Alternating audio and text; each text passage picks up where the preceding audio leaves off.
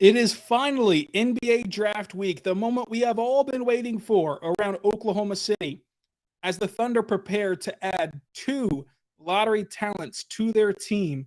And we look at what possible scenarios are out there as the Jaden Ivey rumors intensify. Why are they out there? What's the difference between a smokescreen and a simple rumor? Plus, we talk with Sharpe and Jalen Williams and Paolo Banchero all about their NBA draft process to this point, and they had some interesting things to say about the OKC Thunder. What will unfold this week during draft week? We'll find out on the Locked On Thunder podcast, the Locked On Podcast Network, your teams every day. You are Locked On Thunder, your daily Oklahoma City Thunder podcast. Part of the Locked On Podcast Network, your team every day.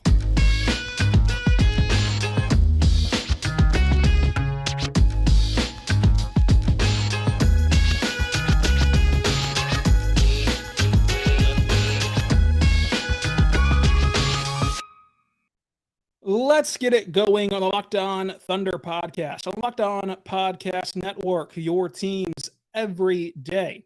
I am your host, media member and editor-in-chief over at thunderousintentions.com, Rylan Stiles. You can follow me on Twitter at Rylan_Stiles. Follow the show on Twitter at LOThunderPod. Email the show, LOThunderPod@gmail.com. On today's show, we have another 2022 NBA Draft profile and projection, giving you all you need to know about a possible Thunder prospect. Today's prospect is Keon Ellis.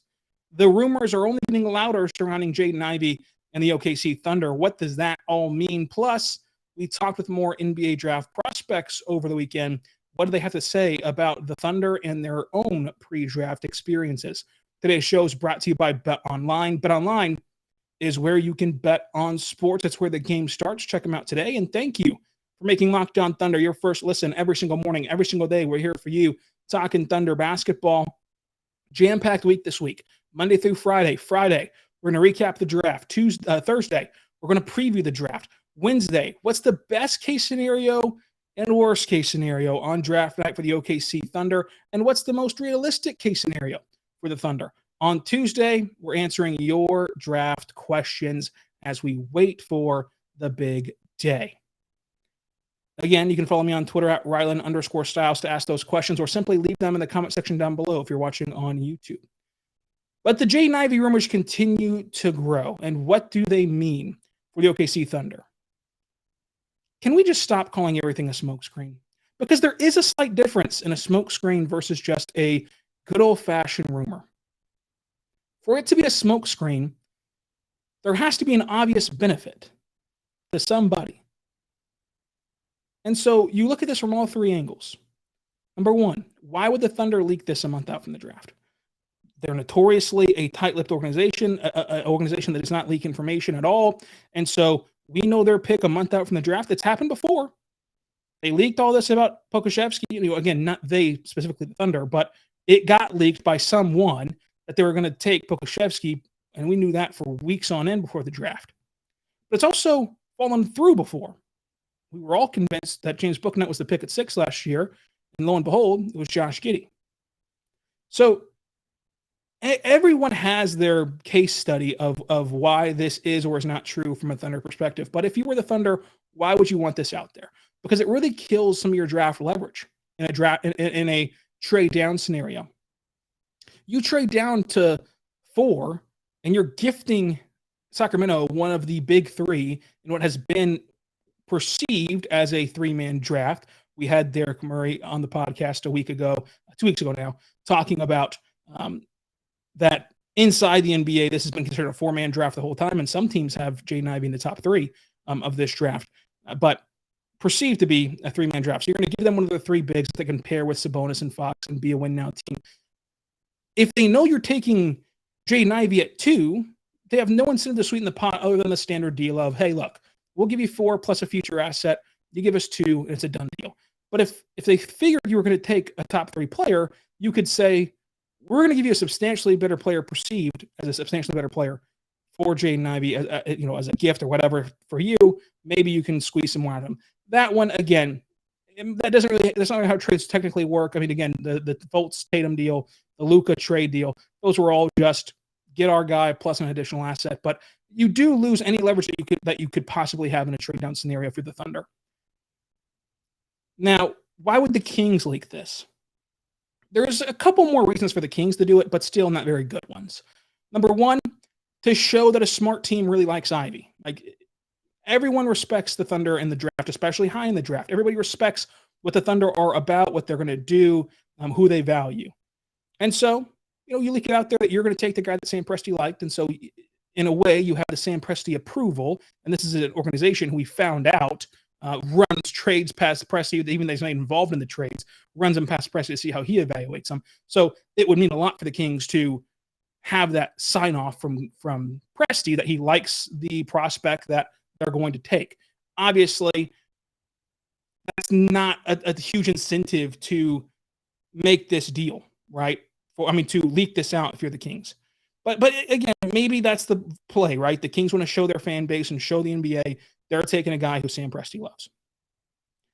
The idea that leaking this out if you're the Kings is to make an overpay to come up to 4 for other teams, I think is a bit flawed, because it's not as though they're going to trade tomorrow. Let's say the Knicks or the Wizards or the Pistons or the Pacers, whoever wants to get up to number 4 to get the 4th pick and to get Jaden Ivey, or to get a big 3 member, right?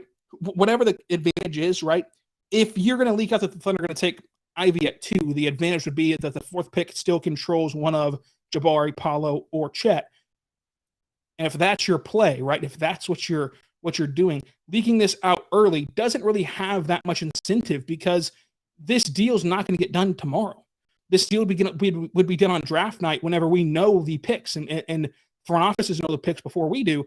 Whenever they know who's on the board at 4, that's when the trade up would happen. So fluffing up your leverage now doesn't make a ton of sense, right? Because again, that leverage is kaput once we actually see who the Thunder take, because either one of the big 3 will be there or they won't be there. Either Ivey will be there or he won't be there. So the Sacramento Kings even don't have that much incentive to leak it. And so you also look at it in the sense of, at 5, if you're trying to squeeze out Detroit to get them to come up to 4 and get Ivey, and then you take Murray at 5, who maybe you like better, maybe you simply are just scared that Ivey does not want to be in Sacramento, so you want to trade back, whatever the case is. If you want to squeeze out Detroit, you don't think Troy Weaver already kind of knows what Sam Presti likes and is aiming for it too, and how he kind of views these guys? I mean, they work together so closely forever. I think that Sam Presti, of all people, has a good grasp, and Troy Weaver has a good grasp on what Sam Presti's trying to do. So it's just difficult. And again, to be a smokescreen, somebody has to gain from this. And I'm just not sure who gains. And if it's Jaden Ivey's side of things, you're just pushing up your kind of clout or your perception to 4 to a team you don't want to go to. There's just no incentive for anybody involved to be leaking this information, to where it's not a smokescreen. It's a rumor. And I think it might be a rumor that's lost context. It's like a game of telephone. Does Oklahoma City like Jaden Ivey? Yes. Multiple teams have Ivey in their top 3. I don't think he's lower on anybody's board than 4 or 5. Obviously, the Thunder like Jaden Ivey. Every team in the NBA likes Jaden Ivey. Let me ask you something.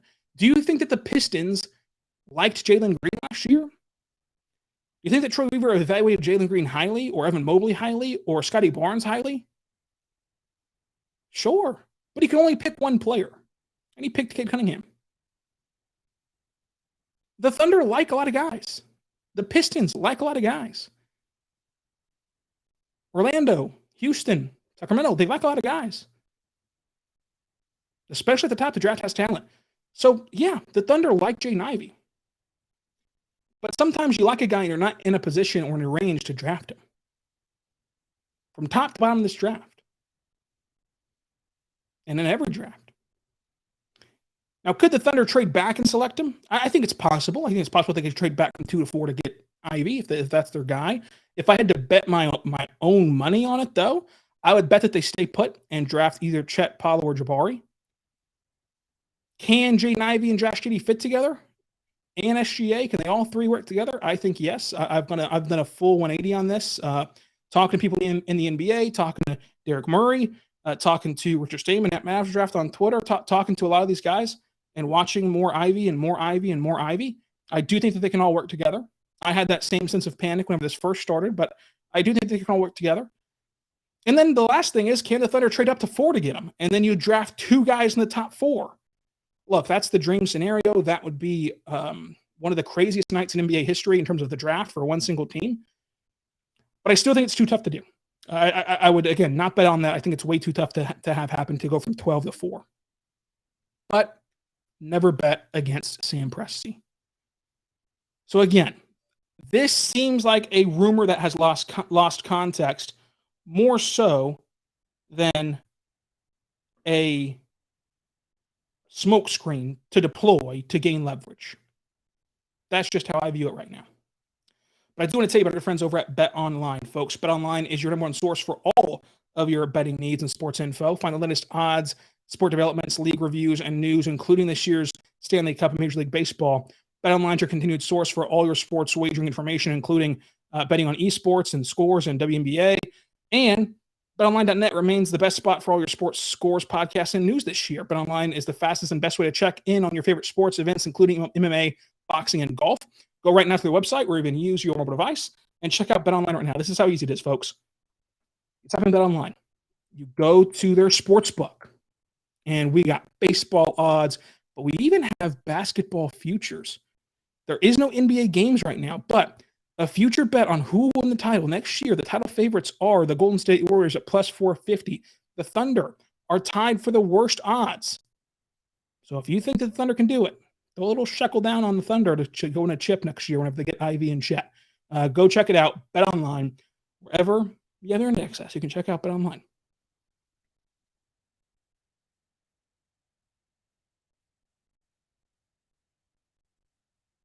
We are back on the Locked On Thunder podcast, on the Locked On Podcast Network, your teams every day. Thank you for making Locked On Thunder your first listen every single morning, every single day. We're here for you talking Thunder basketball. For your second listen, go check out the Locked On Ultimate Mock Draft. It's on podcast feeds everywhere.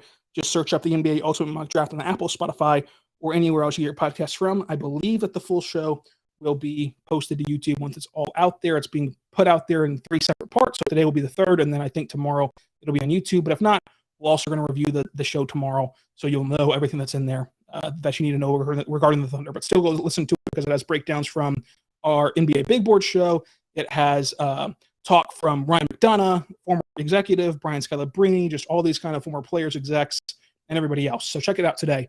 The Ultimate Mock Draft, where you get your podcast from. Now, we did talk to these draft prospects during their prospect interviews this last weekend, and we talked to Shaden Sharpe, Jalen Williams, Paul Banchero, and Marjon Beauchamp. Have a slew of guys scheduled for today. And then we're also going to talk about a Keon Ellis profile, but let's start with Shaden Sharpe. Shaden Sharpe said he wants to be the best player to ever play.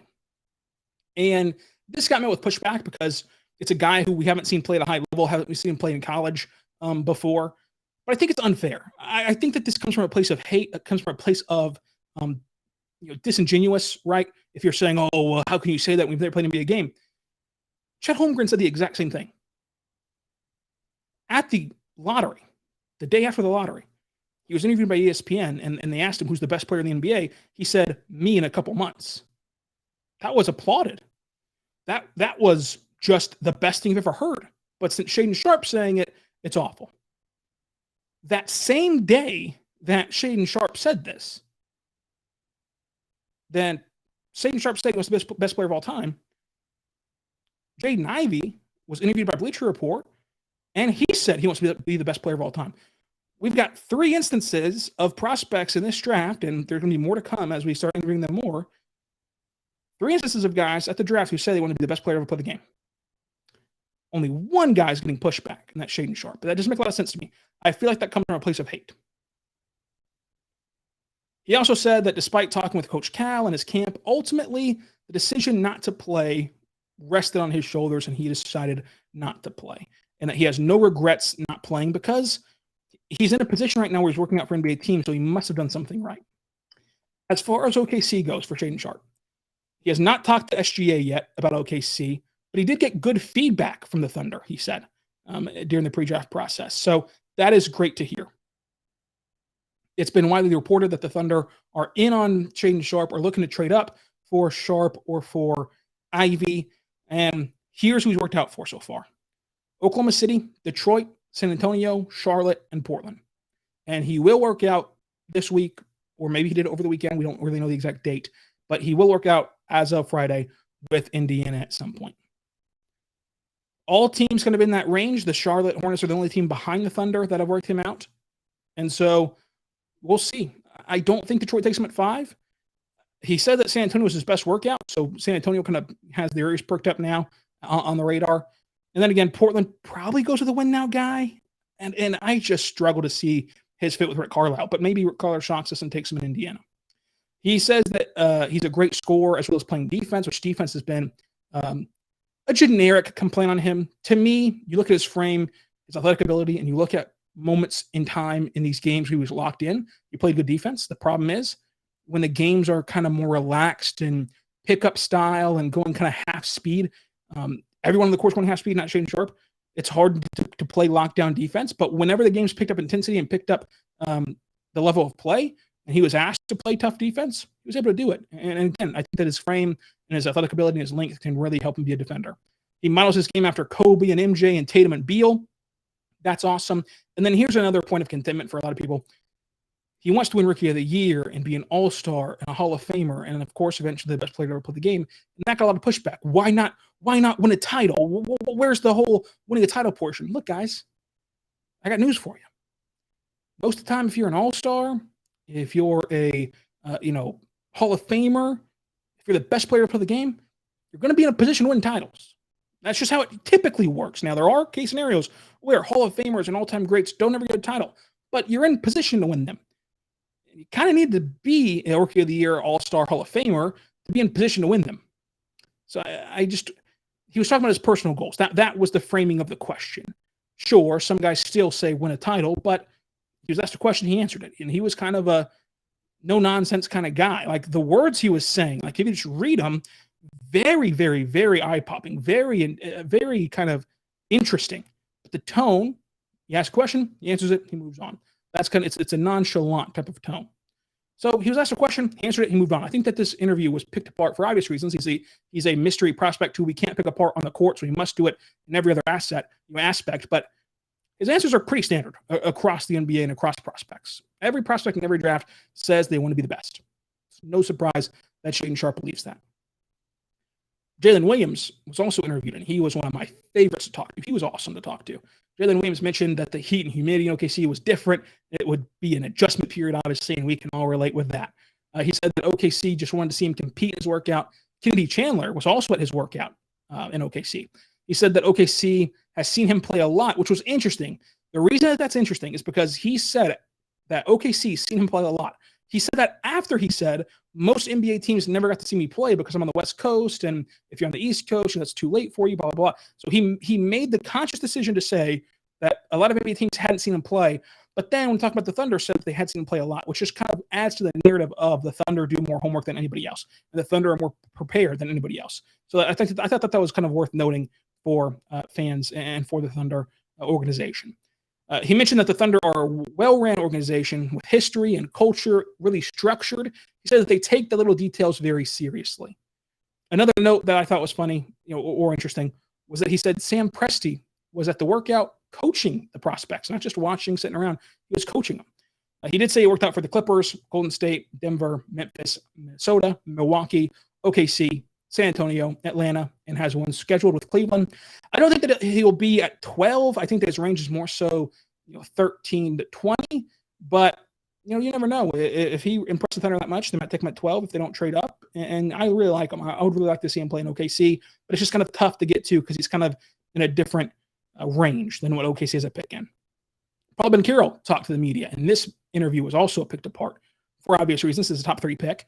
Now, you've got to remember, NBA PR invites us all to these Zoom meetings, and we all hop on, and Paul Banchero, one of the more popular Zoom meetings that there was because he's a more popular prospect, and you come in there, you mute, you raise your hand with the Zoom function, you wait to be called on. And it just so happened, because there were so many Houston people interested, that NBA PR called on, I think, entirely Houston people, just by happenstance, right? Whoever raised their hand first, we only get 15 minutes. It's not like it's a Q&A where you just answer everything. You only get 15 minutes with the guy. So there were Houston people who were left off, OKC people left off, everybody was left off. At some point, there's only 15 minutes to go around, and it was mostly Houston questions because it was mostly the Houston beat in there. But it's important to know it's not as though that we just sat around in our hands in OKC, that we just weren't called on, and that's just how it goes. But as far as the interview went, it was mainly about Houston because he was mainly asked about Houston, and he says that he had glowing things to say about playing with Kevin Porter Jr. and Jalen Green. He has a connection to both of them. He had great things to say about Steven Silas and the Rockets organization as a whole. But he did make it known that it would be, quote, he would be, quote, blessed to be selected by any of the three, end quote. So that was very interesting. That was kind of something that he reaffirmed throughout the entire interview, was that he would be happy to go to any of the three. I think that's a really good move, especially after people kind of blew up the high school interview about not liking the Thunder because of the Sonic situation. Look, I think Paolo's in the running for pick 2, and that's obvious. It's not breaking news. He's a top 3 guy in the draft, and he's and the Thunder picking at 2. He's obviously in the running. They've brought him in for workouts. They've talked to him. Everything else, that's obvious. Guys rarely make a decision to leave a franchise based on where they live. So I would not allow the Sonics love, the Seattle ties, even as Seattle's on the cusp of being an NBA team back. I would not allow that to dictate who I draft, because did Kevin Durant leave to go to DC? Or did he leave to go to Golden State and chase titles and join a super team? Right? Did Russell Westbrook eventually ended back in Los Angeles, but did he leave to go join Los Angeles right away, or did he ask for a trade, go to Houston with his buddy James Harden? Paul George was expected to run to the hills in LA as soon as he possibly could, but he re-signed on a long-term deal with OKC. People make these decisions no matter if you have Seattle ties or if you're like Dyson Daniels, who grew up loving the Thunder. All that OKC can do to try to make sure that a star player doesn't leave is put them in the best position to grow and to win. That's all they can do. To stay past the 9 years you're allowed, if you're good enough to get to the secondary deal, which you pray a top 3 pick would be. So to get past that 9 years you're allotted, all the Thunder can do is put you in a spot to win championships and to grow. And even that sometimes is not enough. So I would not allow the Seattle stuff to get in my way of selecting Paolo Banchero. And we did talk to Marjon Beauchamp as well, and I did ask him if he's had a workout with OKC. He said no workout with OKC, but he did tell me that he had a Zoom meeting with Sam Presti and Nick Collison, among other Thunder reps, on Thursday the 16th. Another guy who I don't think is an option at 12, and I don't think will fall to 34, so you're kind of in that in-between range, but maybe you want to trade up for him. I just don't think he's a fit, and the Thunder will do this, where they'll talk, and every team will do this, where they talk to almost every prospect in the draft, no matter where you're pegged to be picked, because it's the kind of last time you get to talk to these guys legally until their contracts are up in 4 years or 9 years if they're that good. So that's kind of where we're at. Now, the Monday schedule, still a ton of prospects to get to. We'll talk to Jaden Ivey at 11, Johnny Davis at 11:30, AJ Griffin at 12, Terry Eason at 12:15, Jalen Duren at 12:30, Mark Williams at 12:45, and Chet Holmgren at 1. So a lot of names that you're going to be very interested in OKC. Let's talk about a draft profile and projection with Keon Ellis coming up. How does he fit with OKC, and is he the pick at 34?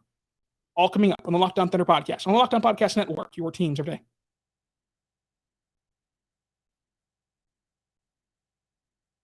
We are back on the Locked On Thunder podcast, on the Locked On Podcast Network, your teams every day. I am your host, Rylan Stiles. You can follow me on Twitter at Rylan_Stiles. You can follow the show on Twitter at LO ThunderPod. Thank you for making us your first listen every single morning, every single day. We're here for you talking Thunder basketball.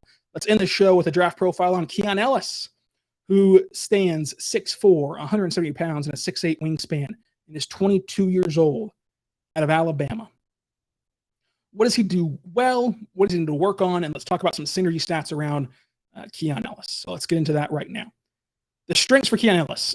I think he's a great defender in the passing lanes with his athletic ability, his motor. He understands how to use his length, and he understands when to gamble in the passing lanes and make the attempt to get the steal, as he averaged 2 steals per game. He's a really good finisher around the rim, above average from 3. He loves to get rebounds and push the ball as a guard, which OKC is also in love with, and he rarely turned the ball over as a playmaker, and still at his size got half a block a game.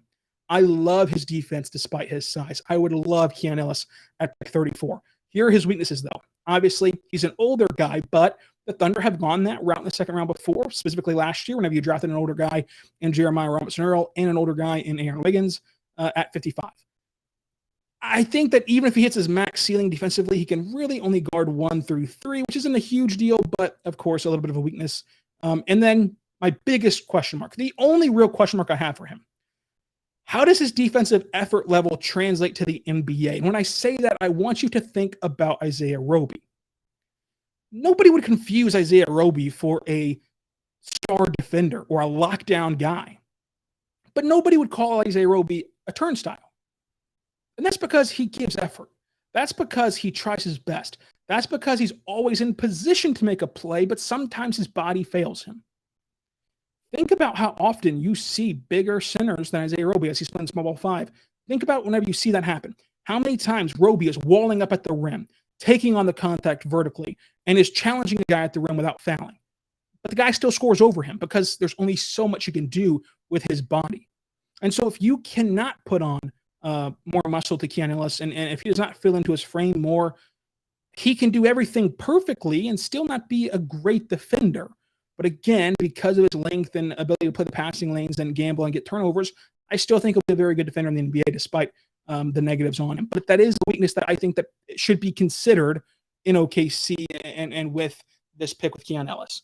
Let's talk about some synergy stats, though. He was excellent overall offensively in the 93rd percentile, over a point per possession in overall offense, over a point per possession on transition offense, over a point per possession on half-court offense, over a point per possession on shot clock when it's below 4 seconds, and both a point per possession over with both man and zone defense. So that's all great numbers. He ranks in the 90th percentile in spot-up shooting, 41%, 90th percentile in offensive putbacks, 98th percentile in offensive handoffs, 96th percentile as a cutter, 90th percentile as a pick-and-roll man, 91st percentile on jump shots at 38%, 82nd percentile around the rim, shooting 60% at the rim. On catch and shoot, Ellis shot 35%, 51st percentile in overall defense, and 60th percentile guarding the pick and roll. His availability is kind of all over the place. He's not on the Ringer draft guide. They really only have like first-round guys. ESPN has him at 61, Athletic at 34, Bleacher Report not on there, CBS not on there, NBC not on there, DraftNet not on there, Tankathon at 60, I have him at 28, and then Mavs Draft has him at 36. My ceiling and floor for Keon Ellis, my ceiling is a high-impact defender that can really lift your second unit offensively. My floor, out of the league in 3 years. How does he fit with the Thunder? The Thunder, I think, in the future, maybe he can become your 7th or 8th guy in the future, or he's a high-priority rotational piece on a playoff team. Rotational fit right now, he's not about 10th or 11th guy in your rotation.